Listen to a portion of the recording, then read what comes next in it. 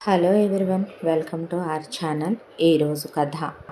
అది ఒక middle class families ఉండేటటువంటి ఒక కాలనీ. ఆ కాలనీలో ఒక సొంత ఇంట్లో రామ్మూర్తి శ్యామల దంపతులు నివాసం ఉంటున్నారు. రామ్మూర్తి గారిది ఒక చిన్నపాటి గవర్నమెంట్ ఉద్యోగం. శ్యామల గృహిణి. వీళ్ళకి ఇద్దరు ఆడపిల్లలు, ఒక మగపిల్లాడు. పిల్లలే ప్రపంచం అనుకొని బ్రతికే భార్యాభర్తలు వీళ్ళు ఎవరితో ఎలాంటి సంబంధ బాంధవ్యాలు పెట్టుకోరు. ఆ కాలనీలో ఉండేవాళ్ళంతా ఉద్యోగస్తులే. ఉదయం లేచే ఎవరి పనులు, ఎవరి హడావిడి వాళ్ళకి సరిపోతుందే.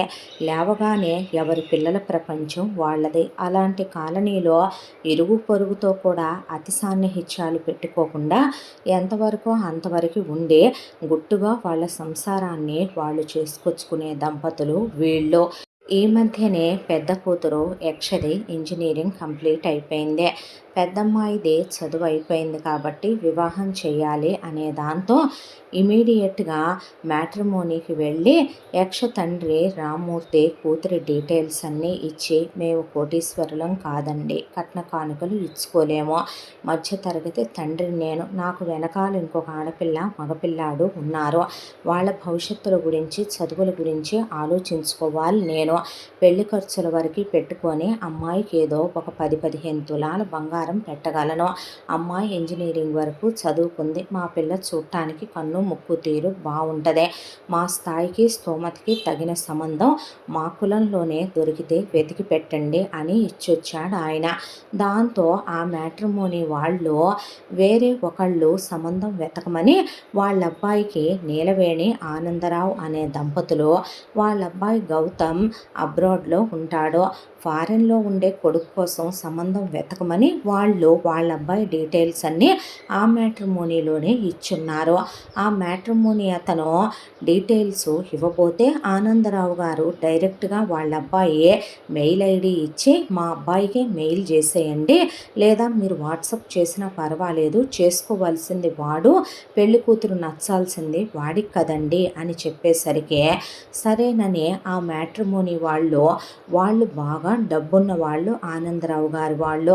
దానికి తోడు అబ్బాయి ఫారెన్లో ఉంటున్నాడంటే వాళ్ళ క్యాస్ట్ కూడా వాళ్ళు సేమ్ క్యాస్ట్ ఉండాలి అని అడిగారు. అమ్మాయి బాగుండాలి అని ఆయన భార్య నీలవేణి కట్న కానుకలు కూడా దిట్టంగా తెచ్చే కోడలు కావాలని అడిగింది మ్యాట్రిమోనీ అతన్నే. అలా ఉన్న సంబంధాలు లిస్టు పెడుతున్న అతను ఏదో కన్ఫ్యూజన్లో వేరే వాళ్ళు ఎవరో వచ్చారనే దాంతో యక్ష ప్రొఫైల్ కూడా గౌతమ్కి నొక్కేశాడు.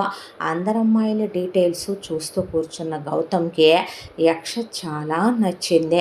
దాంతో డైరెక్ట్గా మ్యాట్రిమోనీ అతనికి కాల్ చేసి ఆ అమ్మాయి డీటెయిల్స్ ఇమ్మనమని అడిగితే, ఎవరా అమ్మాయి అంటే తిను అంటే, సారీ సార్, ఆ అమ్మాయి మీ క్యాస్ట్ కాదు, వాళ్ళ నాన్నగారు ఒక మధ్యతరగతి తండ్రి, ఆ అమ్మాయిది రీసెంట్గానే ఇంజనీరింగ్ కంప్లీట్ అయ్యిందే, వారు కట్న కానుకలు ఏమీ ఇచ్చుకోలేమని, వారి స్థాయికి తగిన వాళ్ళు, వాళ్ళ క్యాస్ట్ కుర్రాడైనా పర్లేదు, కాకపోయినా మంచి ఫ్యామిలీ అయితే చాలు పిల్లనిచ్చుకోవటానికి, అబ్బాయి ఒక సాఫ్ట్వేర్ ఉద్యోగస్తుడైతే చాలు, పెళ్లి ఖర్చులు పెట్టుకొని కొంచెం బంగారం పిల్లకి పెట్టుకుంటామని మాత్రమే చెప్పారు, not the range of you sir అని చెప్పాడు. ఆ మ్యాట్రిమోనీ అతను కట్నాలు కానుకలు ఏంటండి చీప్గా, నేనేమైనా నన్ను అమ్ముకుంటున్నానా ఏంటి, ఏం మాట్లాడుతున్నారు మీరు అని వెంటనే అటు వాళ్ళ నాన్న ఆనందరావుకి ఫోన్ చేసి యక్ష డీటెయిల్స్ అన్నీ ఆయనకి పెట్టి, డాడీ నాకు ఈ అమ్మాయి చాలా నచ్చింది, వెంటనే పెళ్లి చూపులకి ఏర్పాటు చేయండి, నేను ఇండియాకు వస్తున్నాను అని చెప్పాడు గౌతమ్. నీలవేణి ఏం బాగుందిరా అమ్మాయి, ఆ అమ్మాయి ఏమన్నా రంభ, ఊర్వశ, అప్సరస, ఆకాశం నుండేమైనా దిగొచ్చిందా, బిలో యావరేజ్గా ఉంది ఆ అమ్మాయి, పైగా మన క్యాస్ట్ ఎక్కడా వాళ్ళ క్యాస్ట్ ఎక్కడా, ఆ అమ్మాయికి వాళ్ళు కానీ కట్నం ఎవరు, ముష్టి 15 తులాలు 10 తులాలు బంగారం పెడతారంట, ఆ అమ్మాయి నువ్వు చేసుకోవాల్సినంత నీడ్ నీకేముంది, నీకు అబ్రాడ్లో ఎంత పెద్ద జాబ్ ఉంది, నీకు అక్కడ సొంత ఇల్లు ఉంది, కారు ఉంది, బ్యాంక్ బ్యాలెన్స్ ఉంది, రేపు మేము ఎంత స్థిర చరాస్తులు అప్పచెప్తాము నీకు, ఆస్తి నాన్న పేరు మీద ఎంత ఉందిరా, మీ నాన్న ఇక్కడ గవర్నమెంట్ ఆఫీసరు, ఆయనకు వచ్చే జీతం ఎంత, మందంత సెటిల్డ్ ఫ్యామిలీ, నీకుంది ఒక్కగానొక్క చెల్లెలు రమ్య, రేపు దానికి పెట్టాల్సింది పెట్టి పంపాక నీకు మేము ఎంత ఇస్తామో, అలాంటిది నువ్వు ఆ అమ్మాయిని చేసుకోవటం ఏంటి, నేను అదే చెప్తున్నాను మమ్మీ, మమ్మీ, ఆడపిల్ల ఏమీ సంతలో దున్నపోతో లేకపోతే సంతలో గొర్రె పిల్లో కాదు. మనం మనకు నచ్చినట్టు డిసైడ్ చేసుకొని కొనుక్కొచ్చుకోవటానికే. అసలు ఎందుకు ఇవ్వాలమ్మా ఆడపిల్లల కట్నం? వాళ్ళు మన ఇంటికి వచ్చి వాళ్ళ అమ్మా నాన్నల్ని, వాళ్ళు పుట్టిన పరిసరాల్ని, ఫ్రెండ్స్ని అన్నిటినీ వదిలేసి భర్తే అన్ని అత్తమామలే అమ్మా నాన్నలు అనుకొని వాళ్ళు ఇక్కడికి వచ్చి మన వంశం వృద్ధి చేసి మనకి పిల్లల్ని కని వాళ్ళు నీ కొడుక్కి తోడుగా ఉండి లైఫ్ లాంగ్ వైఫ్గా అన్నీ షేర్ చేసుకుంటుంది కాక, అత్తమామల్నే తమ కుటుంబం అనుకునేది కాక వాళ్ళు ఎందుకు కట్నాలు ఇవ్వాలి నాకు అర్థం కాలేదు. ఇప్పుడు భర్తగా నేను సంపాదించట్లేదా? తన్ని నేను హ్యాపీగా చూసుకోలేనా? తన్ని నేను పోషించుకోలేనా? అలాంటప్పుడు మరి నేను ఎందుకు చదువుకున్నాను? ఎందుకు అబ్రాడ్ వచ్చానో? ఎందుకు ఇంత జాబ్ చేస్తున్నాను? ఎవరి కోసం ఇల్లు కొన్నాను? ఎవరి కోసం కారు కొన్నాను? ఎవరి కోసం? ఇదంతా నా భార్య కోసం కాదా?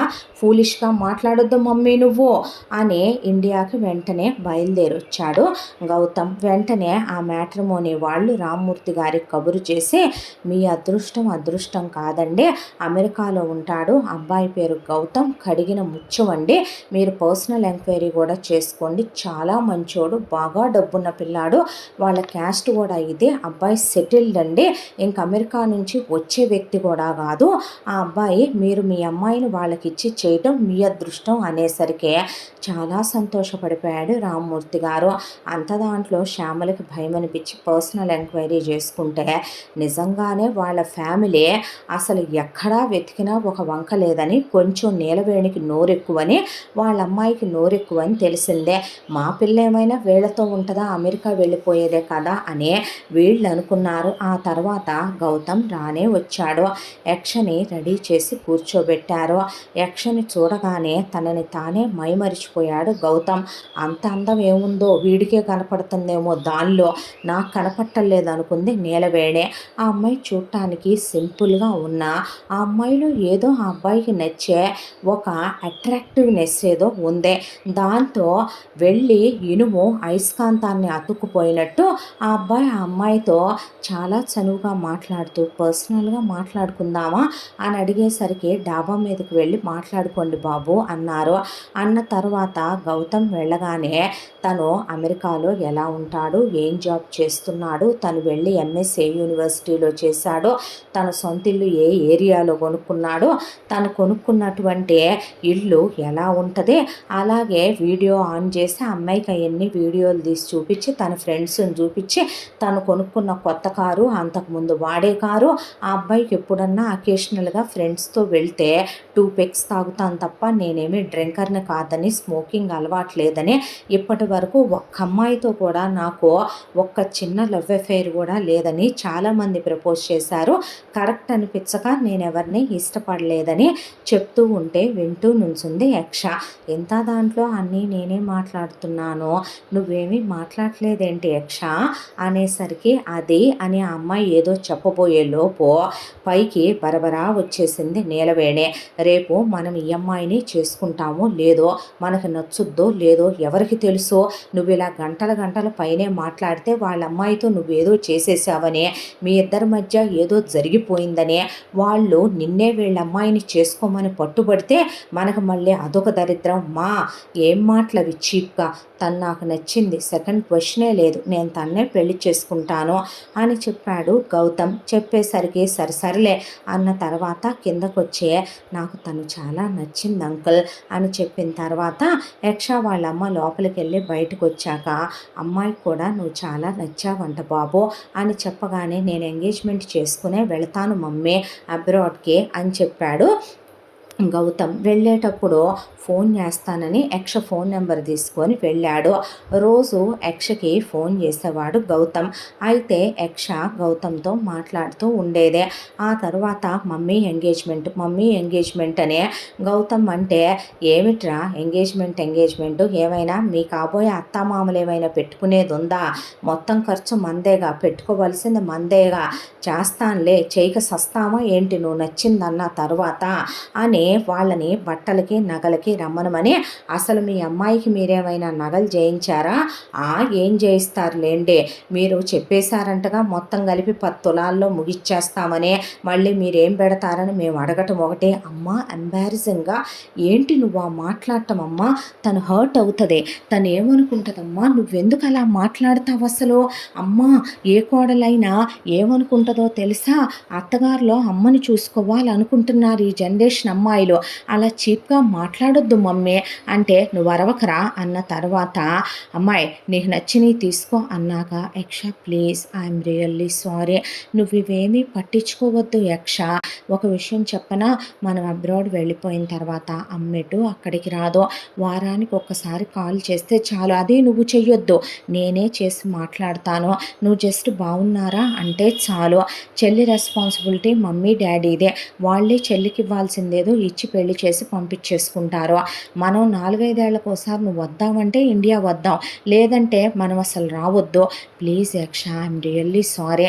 మా అమ్మకి కొంచెం నోరు కుదరదు, నువ్వు తప్పుగా అనుకోవద్దు ప్లీజ్. నీకు నచ్చినయే నువ్వు తీసుకో అని ఆ అబ్బాయి చెప్తూ ఉండగానే, మాయ్ ఇది బాగుంటుంది, అది బాగుంటుంది, ఇది బాగుంటుంది, నచ్చిందా నీకు అన్న తర్వాత, అమ్మ తన్ని తీసుకోనివ్వు అన్నాక, ఏంటమ్మాయి మాట్లాడవు? అవునులే, ఇంత ఖరీదైన నువ్వెప్పుడు ఎరుగుండవుగా. మీలాంటి వాళ్ళకి ఒక చైన్ చేయించుకోవటమే గోల్డ్ స్కీములు గట్టి పెద్ద విశేషం కదూ అన్నాక, ఆనందరావు గారు ఎందుకే అలా వాగుతావో? అనకూడదులే కానీ వీధి కుక్కైనా కాసేపు నోరు మూస్తుందేమో. నీ నోరు మూతపడదు ఎందుకు నేలా? ఆ అమ్మాయిని తనకేం నచ్చినాయో చెప్పనివ్వవే, చాలే ఊరుకో అన్న తర్వాత, నచ్చాయా లేదా నీకు అనే ఆ అమ్మాయి అనేలోపు ప్యాక్ చేయించేయటం కూడా అయిపోయింది. ఆ అబ్బాయికి బాధ అనిపించింది.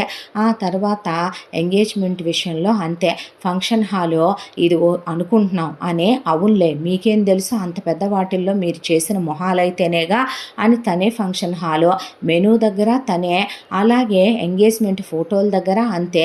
వచ్చిన గెస్టులందరికీ ఏమి ఇవ్వట్లా, ఫ్రీగా చేసుకుంటున్నాం.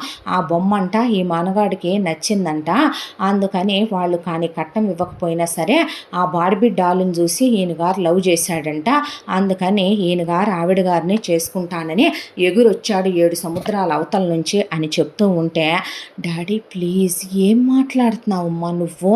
వాళ్ళ అమ్మ నాన్నల్ని అలా మాట్లాడితే తను అలా నువ్వు చీప్ చేస్తే తనకి ఎలా ఉంటుంది మమ్మీ అంటే, చాలే ఊరుకోరా అని. ఆ తర్వాత ఎంగేజ్మెంట్ అయిపోయింది.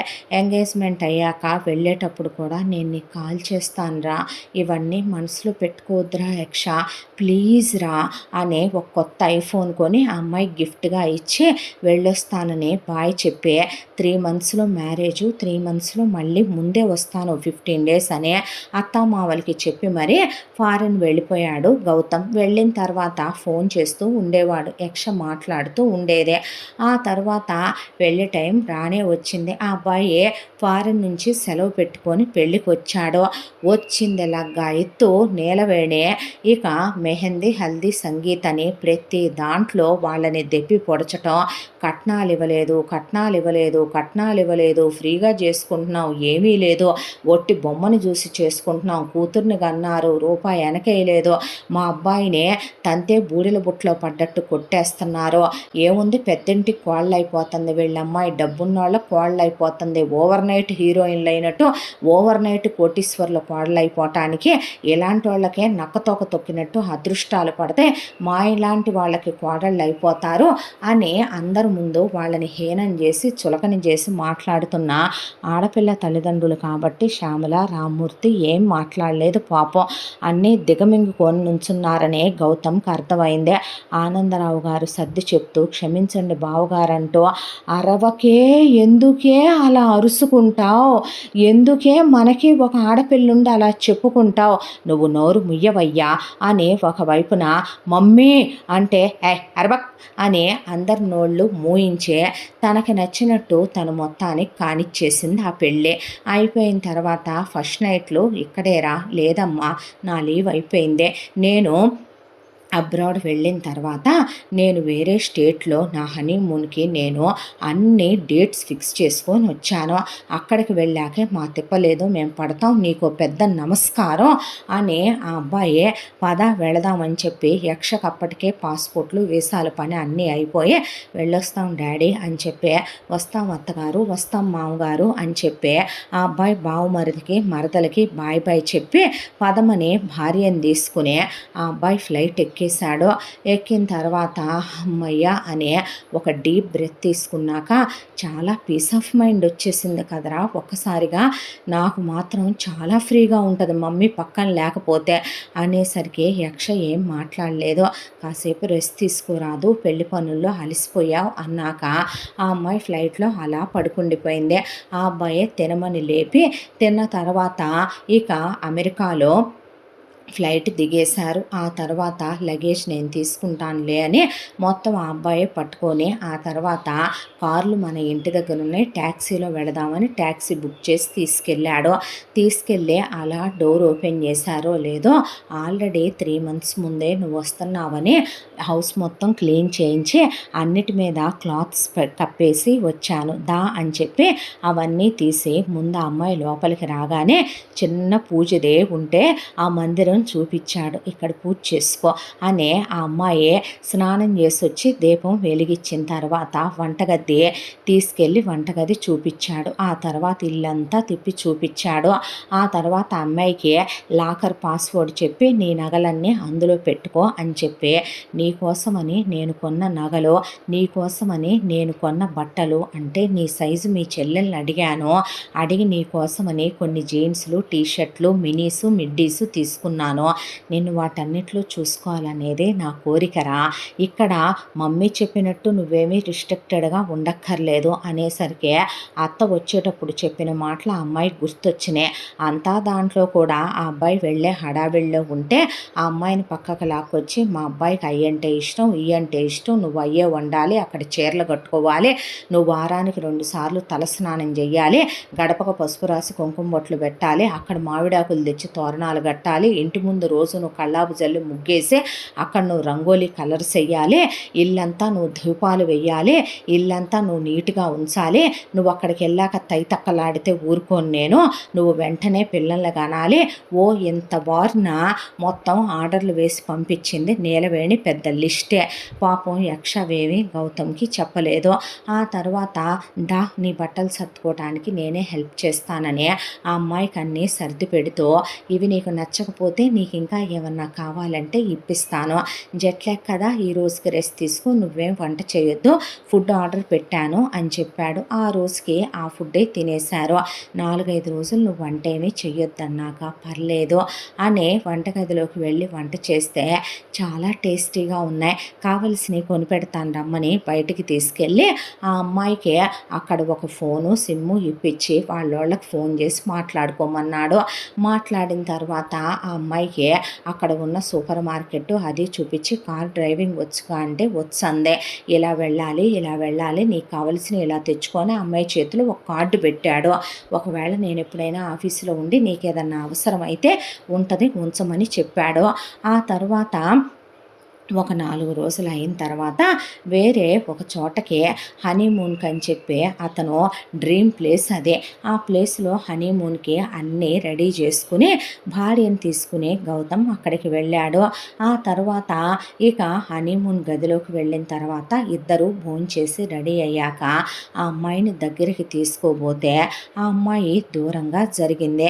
ఒకవేళ ఏమైనా టెన్షన్ పడుతుందేమో ఫస్ట్ టైం కదా అనే దాంతో తనే దగ్గర పోతే దూరం పెట్టేసింది. ఏమైందని చాలాసేపు బ్రతిమలాడి అడిగాడు. లేడీస్ ప్రాబ్లమా అన్నాడు. కాదంది. అమ్మ వాళ్ళు ఏదైనా అన్నారనే మనసులో పెట్టుకొని ఫీల్ అవుతుందేమో అని అడిగితే తల అడ్డంగా ఊపింది. ఏమైందని అడిగితే కళ్ళల్లో నీళ్ళు. బలవంతంగా భార్యనే తనదాన్ని చేసుకునేలాంటి వాడు కాదు గౌతమ్, అది అనాగరికుల లక్షణం. దాంతోనే ఆ అమ్మాయిని ఇబ్బంది పెట్టలేదు. ఆ తర్వాత 100 సార్లు ఏం జరిగిందని, ఏంటి ప్రాబ్లం అని, ఎందుకు ఇలా ఉంటున్నావని అడిగాడు. చెప్పలేదు. ఆ హనీమూన్ డేస్ కాస్త అలాగే గడిచిపోయినాయి మౌనంలోనే. తిరిగి మళ్ళీ ఇంటికొచ్చారు.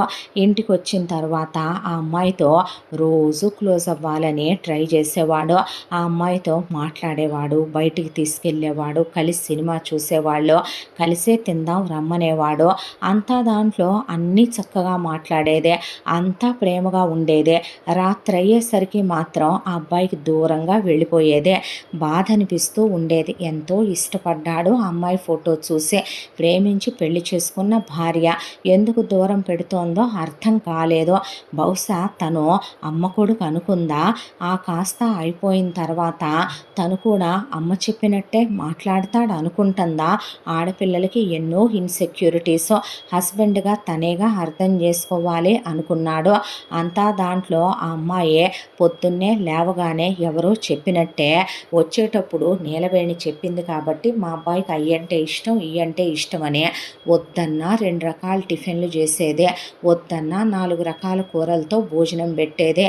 ఎందుకు అంత కష్టపడుతున్నావు అంటే ఇష్టమైంది తిన్నప్పుడేగా మనసుకు ఆనందంగా ఉంటుంది.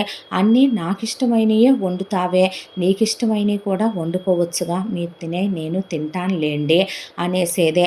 ఏమండి అంటావే, పేరు పెట్టి పిలు, గౌతమ్ మను అంటే పర్లేదండి అనేది ఇల్లు అద్దంలా ఉంచేదే. ఎప్పుడూ ఇల్లు పరిమళాలు వెదజల్లుతూ ఉండేదే. గార్డెన్లో ఇదివరకు లేదు, అందమైన మొక్కలన్నీ వేసి పూల మొక్కల ఆహ్వానం పలుకుతున్నట్టుగా ఉండేవి. ఇల్లు నీట్గా ఉంటుంది, ఇల్లాలు నీట్గా ఉంటుంది. ఒక మగాడికి ఒక ఆడది, ఒక ఇల్లాలు ఎలా ఉండాలనేది ఒక డ్రీమ్ ఉంటుందో అంతకి మించే ఉంటుంది ఆ అమ్మాయి.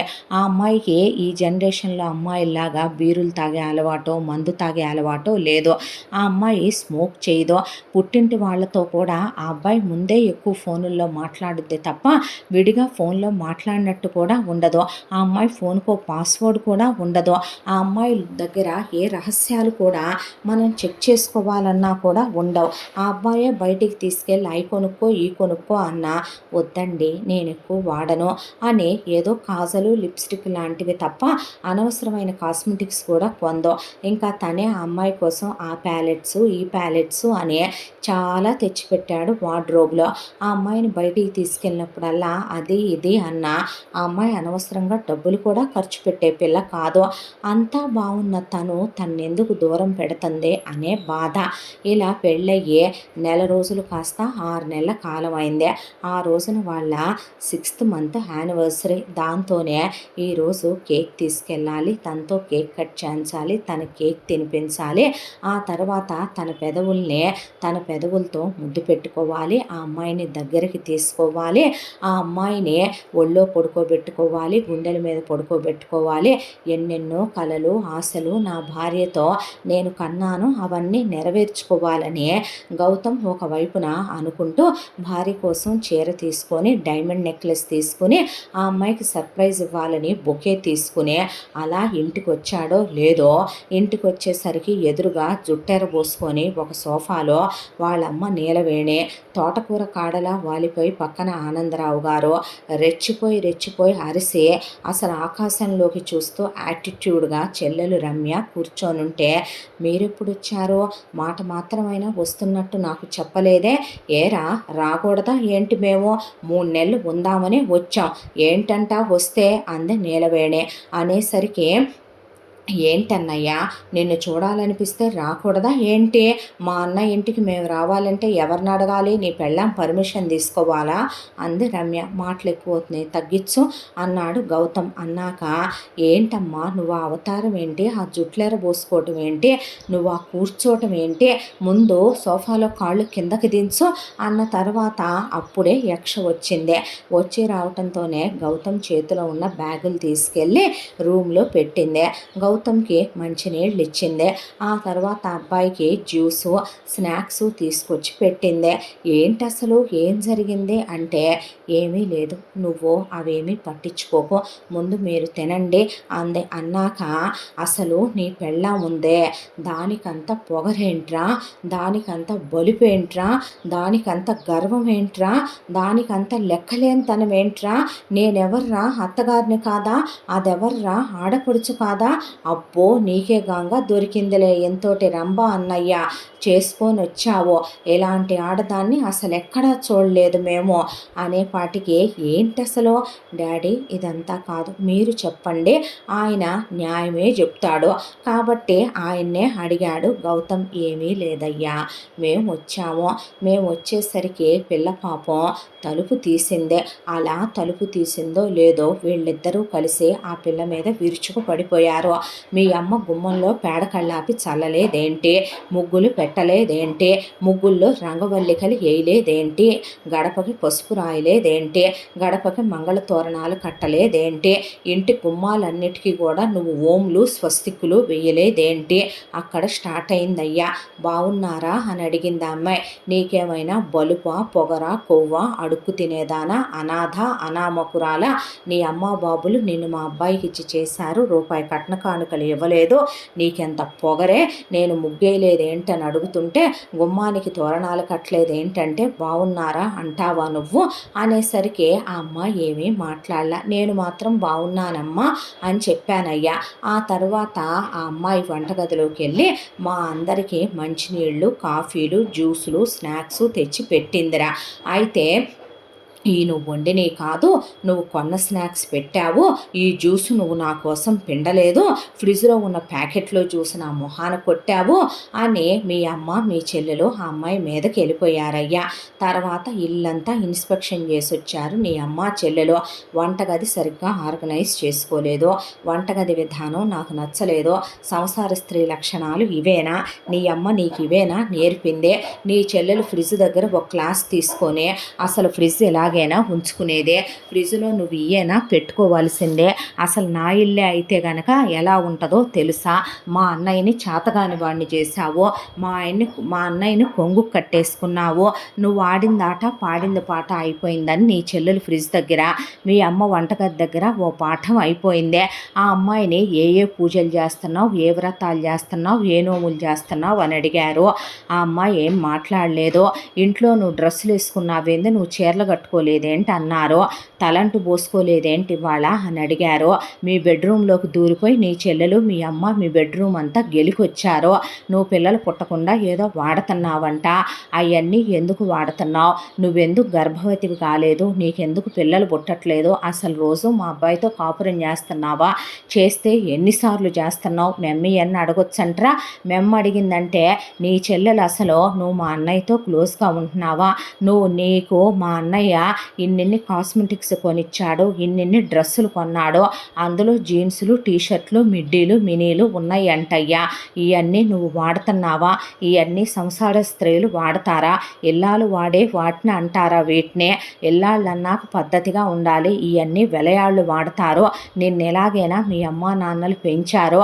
గార్డెన్లోకి వెళ్ళారయ్యా ఇద్దరు కలిసే, వెళ్ళి గార్డెన్లో ఆ అమ్మాయిని కూరగాయ మొక్కలు పెంచుకోవద్దా, కూరగాయల ఖర్చు తగ్గించొద్దా, అక్కడ క్లాస్ పీకడం అయిపోయింది. వీళ్ళెన్ని మాట్లాడినా పిల్ల ఒక్క మాట కూడా మాట్లాడలేదయ్యా. వెళ్ళింది, వంట చేసింది, డైనింగ్ టేబుల్ మీద పెట్టింది, తినే కుక్కలు కూడా తినవి తిండన్నారు. అమ్మ కూతురు 2 కుక్కలు తిన్నాయిరా, ఉన్నది ఉన్నట్టే చెప్పాలి నీకు. తర్వాత నేను మాత్రం కమ్మగా ఉందయ్యా, మా అమ్మ వండి పెట్టినట్టు వంట తృప్తిగా తిన్నాను నేను. అయిపోయిన తర్వాత కాసేపు నేను నడుము వాలిస్తే నన్ను లేపి కూర్చోబెట్టారు. ఆ అమ్మాయిని పట్టుకొని ఈ ఇద్దరు ఆ అమ్మాయి వైపు ఎగేసుకొని మెమ్మేమో చీర బొడ్లో దోపుకొని నీ చెల్లెలేమో చున్నీ తీసేసి సైడ్కి ముడేసుకొని ఇద్దరూ కలిసి ఆ అమ్మాయి మీదకి వీరంగం చేయటానికని వెళ్ళిపోయారు. ఆ అమ్మాయి వీళ్ళిద్దరినీ పట్టించుకోకుండా వెళ్ళి బెడ్రూమ్లో తలుపేసుకుందయ్యా బిడ్డ. ఇప్పుడు నువ్వు వచ్చే ముందే పిల్ల తలుపు తీసి వచ్చింది నాన్న, ఇది జరిగిన విషయం, ఇందులో అమ్మాయికి నాకు ఎలాంటి సంబంధం లేదయ్యా, నేను ప్రమాణ పూర్తిగా చెప్తున్నాను, నమ్మరా అని చెప్పాడు ఆయన.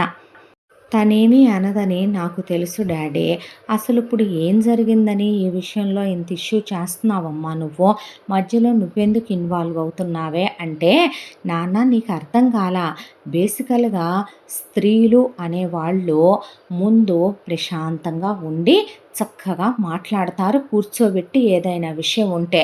ఇవి 2 కుక్కలు అందామా, చచ్చా, అవి విశ్వాసానికి మారుపేరు కదా నాన్న. నక్క తోడేలు ఆ జాతికి చెందినవి కదా మీ అమ్మ మీ చెల్లెలు. అవతల వాళ్ళని విరుచుకు తిని చెండుకు తింటం తప్ప నన్ను నోరు మూయించటం మీ అమ్మకు అలవాటైపోయింది. నీ చెల్లెలు నోటి ముందు అసలెవడూ నోరెత్తలేడు. ఆ అమ్మాయి కోడలుగా వచ్చిన పాపానికి వాళ్ళ నాన్న కట్నం ఇవ్వలేదనేది ఒకటి చూపిచ్చి, ఆ పిల్ల మన కులం కాలేదనేది ఒకటి ఎత్తిపెట్టి ఆ పిల్లని మనశ్శాంతిగా ఉండనివ్వట్లేదయ్యా అన్న తర్వాత నీకేమైనా పిచ్చి పట్టిందా అమ్మా? తను కాబట్టి ఊరుకుంది. అదే ఏ సెల్ఫ్ రెస్పెక్ట్ ఉన్న అమ్మాయో నా స్నేహితురాళ్ళు లాంటి వాళ్ళైతే నిన్ను చెల్లిని జుట్టు కొట్టి ఇక్కడే పోలీసులకు ఫోన్ చేసి జైల్లో తోయించేవాళ్ళు. పిచ్చి పిచ్చి వేషాలు వేస్తున్నారా ఏంటమ్మా పద్దాక? కట్నాలంటాం కులాలంటాం ఏంటా మాటలు సంస్కారం లేకుండా? అసలు ఇది నా ఇల్లు, నా ఇల్లు తన ఇల్లు, తనకు నచ్చినట్టు తన ఇల్లు తనుంచుకుంటుంది. నా భార్య వండే తిండే నేను 6 నెలలుగా తింటున్నాను. నువ్వు వండే దానికన్నా బాగుంటుందమ్మా నిజం చెప్పాలంటే. అసలు దీనికి మన ఇంట్లో కిచెన్ ఎక్కడుందో తెలుసా అమ్మ మన చెల్లికి? నువ్వు దీన్ని పెంచే పెంపకం కన్నా మా అత్త మామలు నా భార్యని బాగానే పెంచారు. ఒక విషయం చెప్పమంటావా? తనొచ్చాక నా ఇల్లు ఇండియాలో మన ఇల్లు నువ్వు పని వాళ్ళని పెట్టి ఉంచేదానికన్నా చాలా నీట్గా ఉంటుంది. తను సంస్కారం లేకుండా బట్టలు వేసుకుంటుందా అమ్మ? నీ వెయిట్ 130 కేజెస్. నువ్వు ఎలా ఒక్కసారి చీర కట్టావో అద్దం దగ్గరికి వెళ్ళి చూసుకోమ్మా. కడుపులో తిప్పి వాంతులు అవుతే ఇల్లాల్లాగా నువ్వు చీర కట్టావా అని నాన్న ఎప్పుడూ అడగలేదు కదమ్మా. అడిగితే నువ్వు తలెక్కడ పెట్టుకుంటావో ఆలోచించు. ఇది చుడీదార్ వేసిందా? దానికన్నా బికినీ చాలా బెటర్ అమ్మా.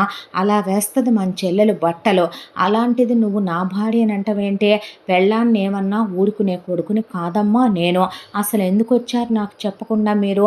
ఎవరు రమ్మన్నారు మిమ్మల్ని? నీ పెళ్ళాం వంతు చూసి దాన్నట్లు బిగిచ్చి వెళ్ళకపోతే చూస్తా ఉండరా. అయినా నోటితో మాట్లాడతావేంటమ్మా? చెయ్యి వాడకుండా చేత్తో చెప్పాలి నువ్వు, అత్తగారివి నువ్వు అంది రమ్య. అనేసరికి చెంపలు చెంపలు చెళ్ళు చెళ్ళు చెళ్ళు చెళ్ళును పగిలిపోయినాయి రమ్యవే. నేను అన్ననని లేదు, తను వదినని లేదు, చెయ్యి వాడాలా ఏంటి? నోటితో చెప్తుందా? అసలు నిన్ను రేపే మగాడైనా పెళ్లి చేసుకుంటాడా?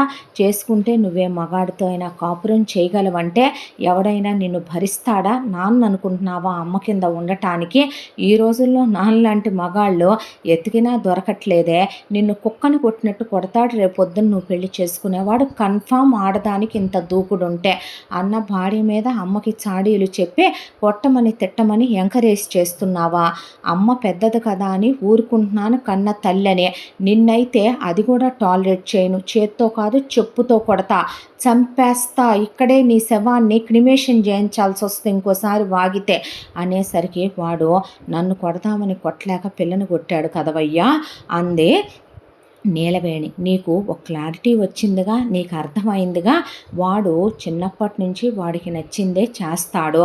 నువ్వు అనవసరంగా వాడిని కెలికావనుకో వాడు ఏం చేస్తాడు? క్రిమేషన్లు అవి అంటున్నాడే.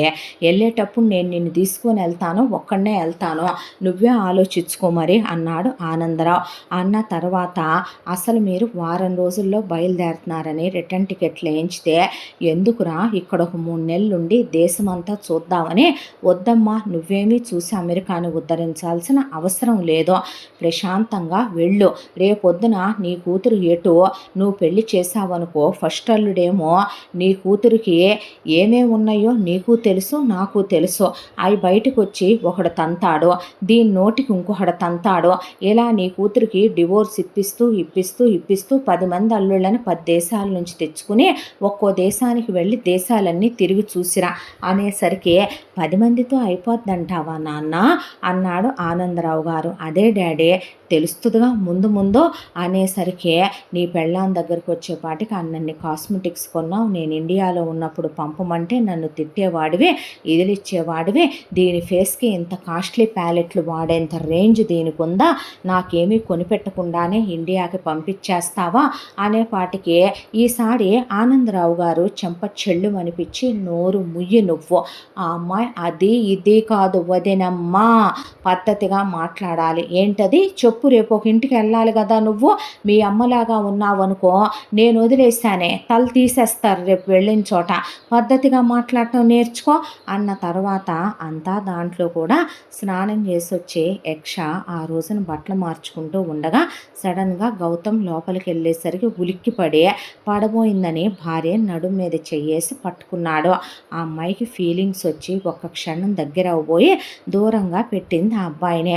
నీకు ఫీలింగ్స్ వస్తున్నాయని నాకు తెలుసు, ఎందుకు నన్ను దూరంగా పెడుతున్నావు? సర్లే, అయినా అమ్మ వాళ్ళు వెళ్ళాక మనం మాట్లాడుకుందాం ఏదైనా ఉంటే అన్న తర్వాత తలుపుల పక్కన కిటికీల పక్కన కొడుకు బెడ్రూమ్ పక్కన ఉండి అలా ఉండే వాళ్ళని గుంట నక్కలు అంటారు, వీధి కుక్కలు అంటారు. కన్న తల్లి అనరే. ఎవరిని నువ్వు అనేది నీకు అర్థమైందిగా, ఎవరినో మళ్ళీ నేను చెప్పటం ఎందుకు అన్నాడు ఆనందరావు గారు. ఆ తర్వాత వామ్మో వాయ్యో, నువ్వు నా కొడుకు చేత మీద చెయ్యించుకోవట్లేదా, అందుకే నీకు కడుపు రాలేదా, ఇంకే ఉంది దేవుడు నాయనో అనేపాటికి ఎవరు చెప్పారమ్మా నీకు? నువ్వేగా ఇందాక అంటున్నావు గదిలో దాని నడుము మీద చెయ్యేసి దగ్గరకు లాక్కుంటుంటే దూరం పెట్టావని. ఏది శాంతం వినవా అమ్మా నువ్వు? అమెరికా వచ్చిన తర్వాత నాకు చిన్న యాక్సిడెంట్ అయింది. డాక్టర్ దగ్గరికి వెళితే కొన్నాళ్ళు మేమిద్దరం దూరంగా ఉండాలని నన్ను మెడికేషన్లో ఉండమన్నారు. దాంతోనే నన్ను తను దూరం పెడుతుంటే నేను పర్లేదులే దగ్గర అవుదాం అన్నానని వద్దందే. ఏంటమ్మా నీ మాటలు? వెనక ముందు ఆలోచించుకోకుండా అన్నయ్య కొంపదీసి నువ్వు గే అయ్యావా అంది చెల్లెలు. చెల్లుమని పగిలింది చెంప. దాంతో ఏరా సంసారానికి పనికొస్తావుగా, పిల్లలు పుడతారుగా, ఒకవేళ అదేది కాదనుకోమ్మా, నువ్వు ఇక మగతనం లేదనుకోయ్యా నీకు, దీనికి 10 లక్షలు ఇచ్చి పంపించేసేయ్యా, దీనికి భరణం కింద దరిద్రం వదిలిపోద్ది, వాళ్ళ అమ్మా నాన్న ఇంకో పెళ్లి చేసుకుంటారు, నువ్వు సంపాదించేదంతా జాగ్రత్తగా పెట్టు, అక్కడ ఆస్తి ఇది కలిపి చెల్లికి ఏ జైపూర్ మహారాజునో లేకపోతే ఈ మధ్య ఏ మణిపూర్ మహారాజునో చూసి పెళ్లి చేద్దాం అంది నీలవేణి. కొడితే నా ఎడంకాలు చెప్పు తెగేలా ఉంది అన్నాడు ఆనందరావు. ఎవరిని కొడతావు? నీకు అర్థమైంది కదే ఎవరిని కొడతానో. నా కొడుక్కి మగతనం లేదని ఎవరన్నారో వాళ్ళనే, నా కొడుకు మగాడు కాదని ఎవరన్నారో వాళ్ళనే అనేసరికి అమ్మ ఇంక నువ్వు బయలుదేరు, టైం అయింది, నా ఫ్యామిలీ ఇష్యూస్ నాకు తెలుసులే కానీ అని. అది కాదురా, నువ్వు బయలుదేరు ముందు అనే చెల్లెల్ని నాన్ననే. నాకు కూడా ఆనందంగా హ్యాపీగా ఉంది నాన్న, అక్కడికి వెళ్తే ప్రశాంతంగా ఆఫీస్లో ఉంటున్నానయ్యా, నేను ఇంట్లో ఉండట్లేదు, రాత్రి 11-12 వస్తున్నాను, వీళ్ళిద్దరు నోటి ధాటికి నేను ఉండలేనుగా నాన్న అనేసాడు ఆయన. ఫ్లైట్ ఎక్కిచ్చేసి పంపించేసి ఇంటికి వచ్చిన తర్వాత ఆ అమ్మాయి దగ్గర కూర్చునే 100 సారీలు చెప్పుకున్నాడు ఆ అమ్మాయికే. ఆ అమ్మాయి అలా చూసింది గౌతమ్ వైపు. చూస్తుంటే యక్ష ఒక మాట అడగనా అంటే చెప్పండి అన్నాక, ఎందుకురా నన్ను దూరంగా పెడుతున్నావు? ఆ రోజు అమ్మ నాన్న వచ్చిన రోజు మన 6th మంత్ యానివర్సరీ అని నీకోసమని ఈ చీర నెక్లెస్ తెచ్చాను, కట్టుకొని రావా, చూడాలని ఉందంటే కట్టుకొచ్చింది, చాలా అందంగా ఉన్నావు దేవతలా అనే ఆ అమ్మాయి మెళ్ళో నెక్లెస్ పెట్టి ఆ అమ్మాయికి క్లోజ్ అవ్వాలనుకున్నాడు. దూరంగా పెట్టింది. వైఫ్ అండ్ హస్బెండేగా ఉన్నారు, హాల్లోనే దగ్గరికి తీసుకున్నాడు. కళ్ళల్లో నీళ్ళు. ఏమైందిరా, పోనీ ఏదైనా ఫిజికల్ ప్రాబ్లం అయితే డాక్టర్ దగ్గరికి వెళదాం, నేనెవరికి చెప్పను, పోనీ వెళ్దామా, అపాయింట్మెంట్ తీసుకోనా, పోనీ ఏదైనా సైకియాట్రికల్ ప్రాబ్లమా, నువ్వేదైనా భయపడుతున్నావా, పోనీ మన ఇద్దరం క్లోజ్ అయితే ఏమైనా ఇదనే. నేను మిమ్మల్ని చాలా ఇబ్బంది పెడుతున్నాను కదండి, చాలా బాధ పెడుతున్నాను కదో, నా గురించేగా మీరు నింద మీ మీద వేసుకునే ఇందాక మగాడు కాదు మగతనం లేదనిపించుకున్నారు, మా అమ్మ మాటల్లా నువ్వు పట్టించుకుంటున్నావు పిచ్చిదానా, అలాంటి ఏమీ నువ్వు పట్టించుకోకురా అన్న తర్వాత అసలు ఏమైందిరా, ఎందుకు నన్ను దూరం పెడుతున్నావు, నువ్వంటే నాకు చాలా ఇష్టం, గట్టిగా అడుగుతున్నాను, చెప్పకపోతే ఊరుకోనన్నాక చెప్పకపోతే కత్తి తీసుకొని చేతి మీద పెట్టుకున్నాడు. ఏంటా పిచ్చి పనని చెయ్యెత్తిందే. నేనంటే నీకు ఇష్టమని నాకు తెలుసు, నేను ముట్టుకుంటే నీకు ఫీలింగ్స్ వచ్చాయని తెలుసు, మరి నన్ను ఎందుకు దూరంగా పెడుతున్నావు, అమ్మ ఏదో అందనా అనేసరికి ఆ అమ్మాయే గౌతమ్ని కౌగిలించుకొని వెక్కిళ్ళు పెట్టి ఏడ్చేసిందే. ఏమైందని దగ్గరికి తీసుకుంటే మా ఇంటి పక్కనే ఒకళ్ళుండేవాళ్ళు ఫ్యామిలీ. వాళ్ళ నాన్నది కూడా మా నాన్నలాగే గవర్నమెంట్ ఉద్యోగం. వాళ్ళ అమ్మా నాన్నలకి ఒక కూతురు, కొడుకు.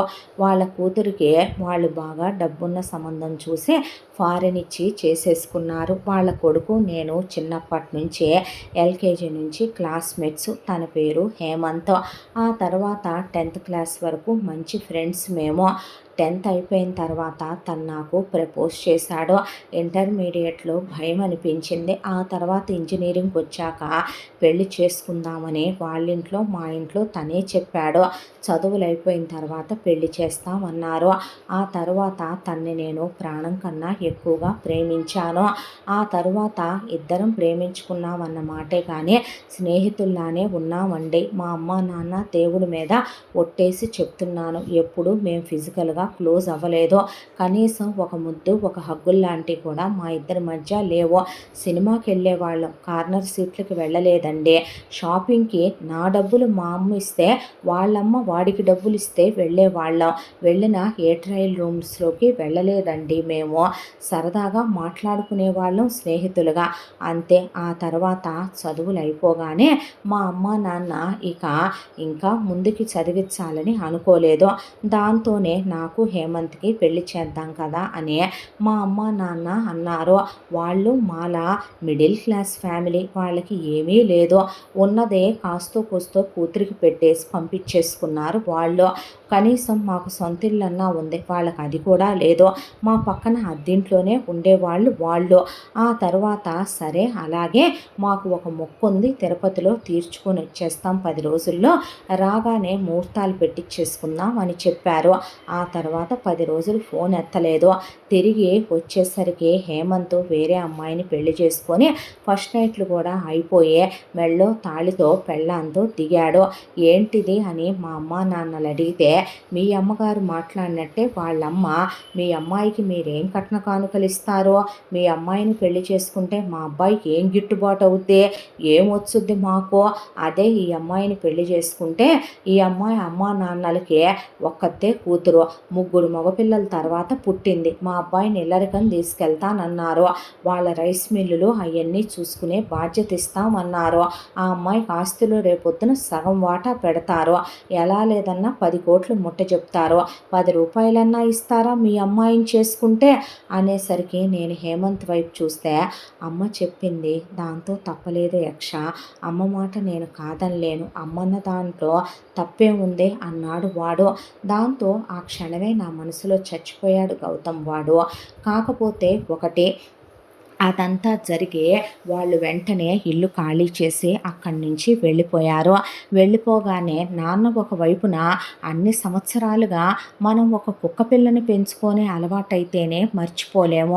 మన ఇంట్లో బామ్మలో తాతలో చనిపోతేనే వాళ్ళ జ్ఞాపకాల్లోంచి బయటికి రాలేం. మనం ఇష్టపడి పెంచుకునే మొక్క వాడిపోయి చచ్చిపోతేనే తట్టుకోలేం. అలాంటిది నా ఫీలింగ్స్కి వాల్యూ ఇవ్వకుండా నాన్న కోపంతో వెళ్ళే మ్యాట్రిమోనీలో నాకు వెంటనే పెళ్లి చేయాలని డీటెయిల్స్ ఇచ్చారు. అనుకోకుండా నా ఫోటో మీ దగ్గరకు రావటం, నేను మీకు నచ్చటం, మీరు వెంటనే పెళ్లి చూపులకని వచ్చేసారు. పెళ్లి చూపుల రోజున డాబా మీద నేను మీతో మాట్లాడే, నేను ఇప్పుడు పెళ్లికి రెడీగా లేను, ఫిజికల్గా అసలు ఒక అబ్బాయితో క్లోజ్ అవటానికి సిద్ధంగా లేను అని చెప్దాం అనేలోపు మీ అమ్మగారు వచ్చేసారు. వచ్చిన మీ అమ్మగారు కూడా సేమ్ హేమంత్ వాళ్ళ అమ్మలాగే కట్నాలని, డబ్బులని, నగలని అలాగే మాట్లాడారు. దాంతో నా మనసు పూర్తిగా చచ్చిపోయింది. ఏ గతమైతే నేను మర్చిపోదాం అనుకున్నానో అదే గతాన్ని మీ అమ్మగారు నాకు పదే పదే గుచ్చినట్టు గుర్తు చేశారు అక్కడ.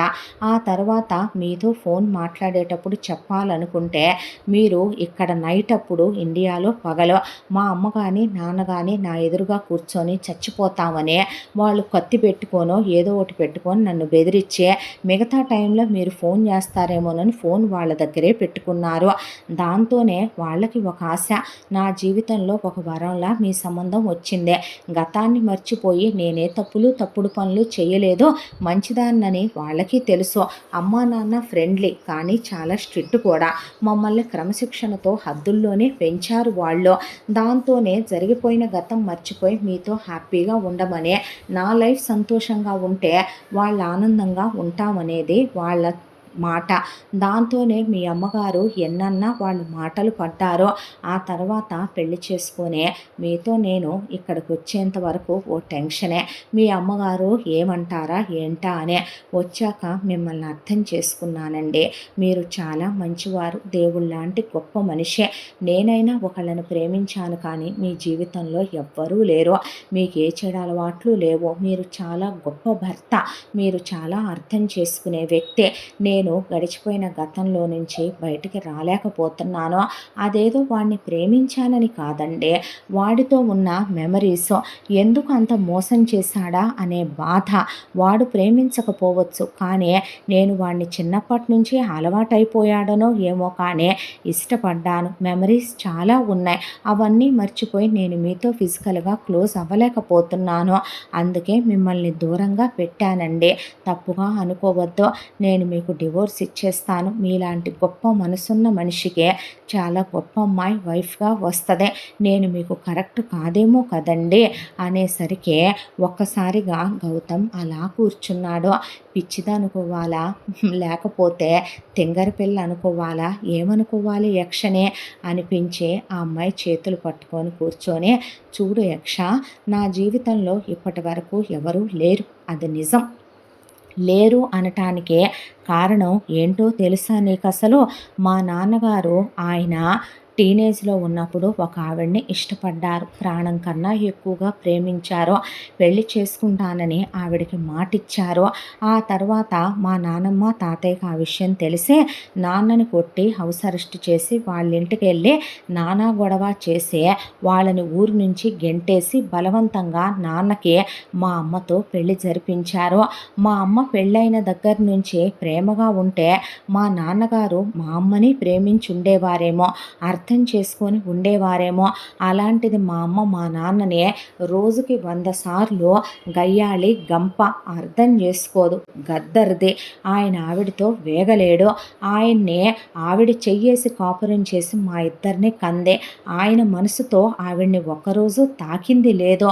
మేము పుట్టాక వాళ్ళిద్దరే పడక గదులు వేరు, వాళ్ళిద్దరి ఆలోచన ధోరణులు వేరు, వాళ్ళిద్దరి వ్యవహారాలన్నీ వేరు. నాన్న బ్రతుకున్న శవంలా అయిపోయాడు. ఏమీ పట్టించుకోడు. జీతం తెచ్చి అక్కడ పడేస్తాడు. ఆస్తి వ్యవహారాలు అమ్మ చూసుకుంటుంది. ఇంటి పని వంట పని ఏదీ చేయదు. బాడీ పెంచేసిందే. చెల్లెల్ని విచ్చలవిడిగా తయారు చేసేసిందే. నువ్వు నా భార్యవి, నీ దగ్గర దాయకూడదు, విపరీతమైన గారాబం చేసేసిందే. నా జీవితంలో ఎవరూ లేరు కానీ చెల్లి జీవితంలో 10th క్లాస్ నుంచి 10thలో, ఇంటర్ ఫస్ట్ ఇయర్లో, సెకండ్ ఇయర్లో, బీటెక్ 4 ఏళ్లలో చాలామంది మగాళ్ళు మారారు. స్టిల్ ఈ జనరేషన్లో ఉన్న అమ్మాయి నా చెల్లెలో అది వర్జిన్గానే ఉందంటావా అనేసరికి ఆ అమ్మాయి ఏం మాట్లాడలా.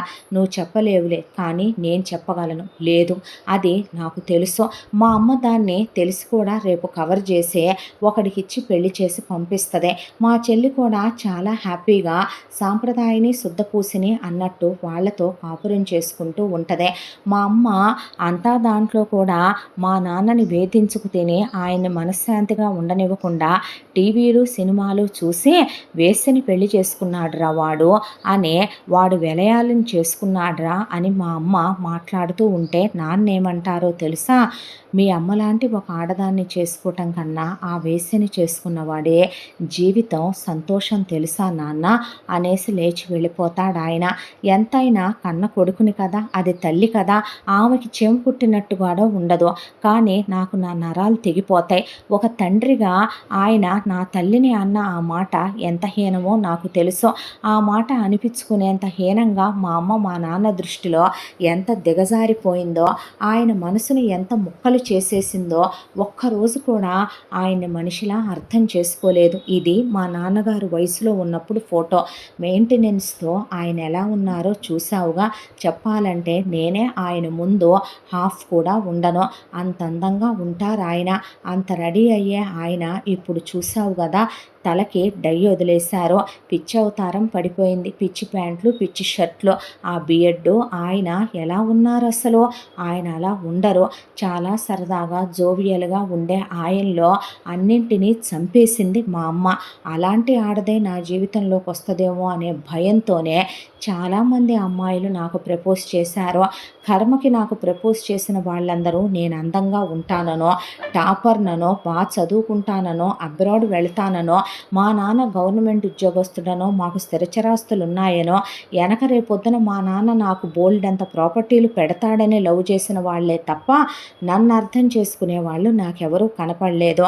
మా అమ్మ టార్చర్ తట్టుకోలేకే మా డాడీ వెళ్ళిపో నాన్న అంటే ఇక్కడికొచ్చి ఎంఎస్ చేసి జాబ్ తెచ్చుకున్నాను నేను. ఇది నా స్వశక్తితో నేను సంపాదించుకుందే. నేను ఇండియా వెళ్ళినా వెళ్ళకపోయినా మా అమ్మ మా నాన్నకు ఆ మాత్రమైనా భయపడి ఆగటానికి కారణం ఆస్తి మొత్తం మా తాత నానమ్మ మా నాన్న పేరు మీద పెట్టారు. ఎక్కువ వాగితే మా నాన్న మొత్తం ఏ అనాథాశ్రమానికో రాసేస్తాడు ఆయన కోపం వస్తే. దాంతోనే మా అమ్మ ఆ మాత్రం నోరైనా ఆపుతుంది. ఒక విషయం చెప్పమంటావా? చాలామంది అబ్బాయిలు ఎందుకు ఒక ఆడదాన్ని తప్పుగా అనుకుంటారు చెప్పు? గతాలనేవి ఎవరికుండవు. చాలామంది ఆడపిల్లలు అబ్బాయిలకి బ్రేకప్లున్నాయనో, అబ్బాయిల లైఫ్‌లో ఒక అమ్మాయిలు వచ్చారనో, వాళ్ళు లివ్ ఇన్ రిలేషన్‌షిప్పుల్లో ఉన్నారనో, అంతకుముందు ఒక పెళ్ళై భార్య పోయిందనో తెలిసి కూడా పెళ్ళిళ్ళు చేసుకుని వాళ్ళని మార్చుకుని లైఫ్‌ని ఆనందమయం చేసుకుంటున్న వాళ్ళు ఎంతమంది లేరో. ఆడదానికో న్యాయం, మగాడికో న్యాయం రాశారారా? ఎవరు ఏ వేదంలో రాశారు? ఏ చట్టంలో రాశారో? ఆడపిల్లకి ఒక మనసు ఉంటది. నువ్వు అతన్ని ఇష్టపడ్డావు అన్నదానికే మనసిచ్చానని ఇంత బాధపడుతున్నావు. అతనితో నువ్వు శారీరకంగా ఓసారి కలిసున్నా కూడా 100 సార్లు కలిసినా కూడా నేను తప్పట్టి ఉండేవాడిని కాదు. ఎందుకో తెలుసా? ఇష్టపడ్డ తర్వాత మనసులకి తనువులకి కొంతమంది దూరం ఉండకూడదనుకుంటారు. కమిట్మెంట్లు ఇచ్చి పుచ్చుకుంటారు. వర్కౌట్ అవనప్పుడు విడిపోతూ ఉంటారు. అందులో అబ్బాయిలది ఎంత తప్పు ఉంటుందో అమ్మాయిలది అంతే తప్పు ఉంటుందంటది సమాజం. కానీ అది తప్పు. ఆడది నిజం చెప్పాలంటే మగాడు ప్రేమతో దగ్గరికి తీసుకుంటే కొవ్వొత్తిలా కరిగిపోద్ది. తన మనసుని అర్పిస్తుంది. మగాడిని నమ్ముద్ది. కానీ ఆ మగాడు నమ్మక ద్రోహం చేస్తేనే ఆడదాని గుండె బద్దలైపోయి ఆడదే ఆ ద్రోహాన్ని తీసుకోలేదు. ఇప్పుడు నువ్వు అలాంటి బాధలోనే ఉన్నావో. ఒక విషయం చెప్పనా? నా చెల్లి చేస్తే కాని తప్పు. మా అమ్మ వర్జినే కానీ మా అమ్మ మా నాన్నతో హ్యాపీగా ఉంటుందా? మా నాన్నని హ్యాపీగా ఉంచుతోందా? ఇలాంటి వాళ్ళు చేసే తప్పులు కనపడవురా. నీలాంటి వాళ్ళు చెయ్యని తప్పులకి కూడా మదన పడుతూ ఉంటారు. నా వరకు నువ్వు నాతో ఫ్రెండ్లీగా ఉండు, ఒక స్నేహితుడిగా ఉండు. నిన్ను మోసం చేసిన వాడు నీ దృష్టిలో చచ్చిపోయాడు కదరా. మనిద్దరం మెమరీస్ బిల్డ్ చేసుకుందాం. మనిద్దరం బయటికి వెళ్దాం. ఇక్కడ మనిద్దరం బోల్డ్ మెమరీస్ క్రియేట్ చేసుకుందాం. ఆ తర్వాతే నీకు నేను ఎప్పుడు కరెక్ట్ అనిపిస్తే అప్పుడే క్లోజ్ అవుదాం అన్నాడు.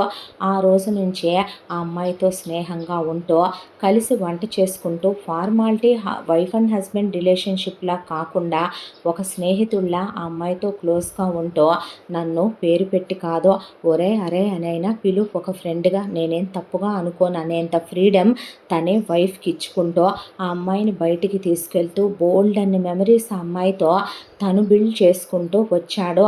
బోల్డ్ అన్ని మెమరీస్ క్రియేట్ చేశాడు ఆ అమ్మాయికే. ఇలా 6 నెలల కాలం గడిచిపోయింది.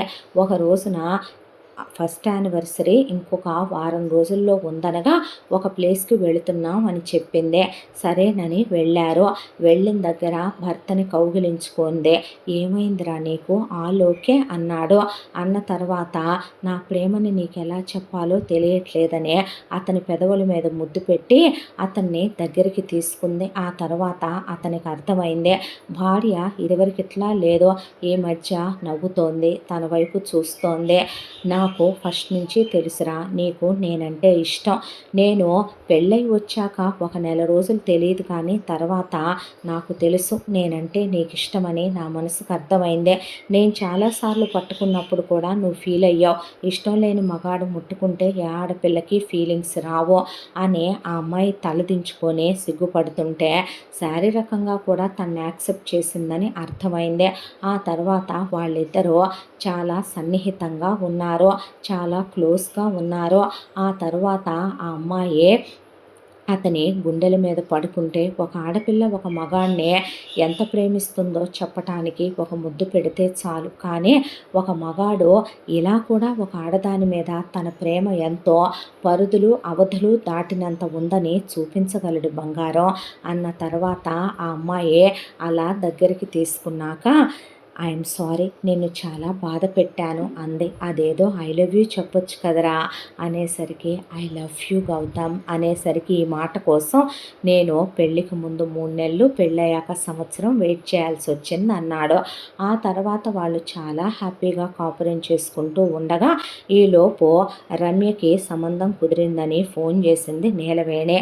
ఇండియాకి వద్దసలు వెళ్ళొద్దు, అక్కడికి వెళ్తే నీకు అడ్డమైన మెమరీస్ గుర్తొస్తే అమ్మ ఏదో ఒకటి అంటదంటే పర్లేదు, ధైర్యంగానే ఉంటాను. మామయ్య గారు వదిలేయట్లేదా? అలాగే నేను వదిలేస్తాను, పట్టించుకోను. మెమరీస్ అక్కడ కూడా బిల్డ్ చేసుకుందాం అని తీసుకెళ్ళి ముందు ఇక్కడ పెళ్ళి ఏర్పాట్లు అవి అయిపోయినాయి. నీలవేణి యాజ్ యూజువల్గా ఆ అమ్మాయిని తిట్టడం, దెప్పటం, నోరు ముయ్యమని ఒకవైపున ఆనందరావు గారు అంటాం అన్నీ అయిపోయాక పుట్టింటికి తీసుకెళ్ళిందే. పుట్టింటికి తీసుకెళ్ళి నేను హ్యాపీగా ఉన్నానని వాళ్ళ అమ్మా నాన్నకి చెప్పాక ఆయన గుండెల మీద చెయ్యేసుకొని దేవుడి వైపు చూస్తుంటే గౌతమ్ కనిపించిందే. ప్రతి మగాడి జీవితంలో కూడా తల్లిగా, చెల్లిగా, అక్కగా, ఆయనకు అక్క చెల్లెళ్ళుగా, ఎవరో ఒకళ్ళు భార్యగా, మేనత్తలుగా, పిన్నులుగా, పెద్దమ్మలుగా అంతమంది వచ్చిపోతూ ఉంటారు ప్రతి మగాడి జీవితంలో. వాళ్ళందరూ చేసే తప్పులన్నీ మనం కప్పిపుచ్చుకుంటాం. ప్రతి మగాడు మా అమ్మలా నా పెళ్ళాం లేదు, మా చెల్లిలా నా పెళ్ళాం లేదు, మా అక్కలా నా పెళ్ళాం లేదు అంటారు. నిజానికి వాళ్ళమ్మ, వాళ్ళక్క, వాళ్ళ చెల్లి, వాళ్ళ పిన్ని, వాళ్ళ అత్త ఎవరు తప్పు చేసినా అవి తప్పులుగా కనిపించవు. కానీ భార్య అనేపాటికే తనేదో ఒక ఏలియన్, తనేదో ఘోరమైన అపరాధం చేసిందే, తనేదో చెప్పుకోరాని తప్పులు చేసింది అన్నట్టు భార్యని వెలివేసినట్టే శిక్షలు విధించే జీవితాంతం దెప్పి పొడుస్తాడు మగాడు. వాడు చేసే తప్పులన్నిటినీ కప్పిపుచ్చేసుకుంటాడు. వాడి కుటుంబంలో ఉన్న వాళ్ళందరూ వాడి రక్త సంబంధికులు కాబట్టి కప్పిపుచ్చేసుకుంటాడు. జీవితాంతం చివరి వరకు బిడ్డలు కూడా తోడుండరు. అలా అని రేపు మనకి ఒక కూతురు పుట్టుద్దే. మన కూతురు ఏదైనా తెలుసో తెలియకో పొరపాట్లో తప్పులో చేస్తే వీధిలో పెట్టుకోడు, ఎందుకంటే కడుపులో పెట్టుకుంటాడు, తన తండ్రి అవుతాడు కాబట్టే. పరా ఇంటి నుంచి వచ్చిన ఆడపిల్లంటే చులకన, తన బాధ చెప్పుకుందనే హేళన, 10 మందికి చెప్పుకుని చూసే చిన్న చూపులు. అలా సమాజం మారనంత వరకు చాలామంది కుటుంబాల్లో సుఖ సంతోషాలు ఉండవు. కలికాలం అని కలి ప్రభావం ఎక్కడో ఉండదో. మనం ఆలోచించే ధోరణిలో, ఆడదాన్ని అర్థం చేసుకునే దానిలోనే ఉంటదేమో. మామగారి వైపు అలా చూశాడు. భార్య నవ్వుతూ కబుర్లు చెప్తుంటే ఆయన కళ్ళల్లో సన్నటి కన్నీటి పొర. ఒక తండ్రిగా ఆయన మనస్సు అనుభవిస్తున్న ప్రశాంతత, కూతురు అల్లుడు సుఖంగా ఉన్నారనే ఆ తండ్రి గుండె ఆనందంతో పొంగిపోతోంది. ఇంతేనేమో కదో, ఒక తండ్రిగా ఆయన ఈరోజు గెలిచాడేమో కదో అనుకున్నాడు. ఆ తరువాత అత్తగారికి మామగారికి వెళ్ళొస్తామని చెప్పి బావమరిదిని ఇక్కడ చదువు అవగానే అబ్రాడ్ పంపించమని, మరదలకు కూడా ఒక మంచి సంబంధం అక్కడదే చూస్తానని కబురు పెడతానని చెప్పి వెళ్ళాడు. తన ఫ్రెండ్స్లోనే ఒక అబ్బాయిని తన మరదలకి చూసి పెళ్లి చేస్తే ఆ అమ్మాయి కూడా అక్కడే కాపురం పెట్టుకుంది. ఆ తర్వాత బావమరిదిని పిలిచి చదివించాడు. బావమరిదికి ఉద్యోగం వచ్చిన తర్వాత ఒక మంచి అమ్మాయిని పెళ్లి చేసుకొని ఆ అబ్బాయి సెటిల్ అయ్యాడు. అత్త మామ ఇండియాలోనే ఉంటామని, వయసు అయిపోయాక రమ్మన్నా అప్పుడే వద్దులే బాబు అన్నారు. ఈలోపు మాత్రం నీలవేణి ఇదివరకు తిట్టడానికి ఫోన్ చేసేది రోజు ఫోన్ చేస్తుంది.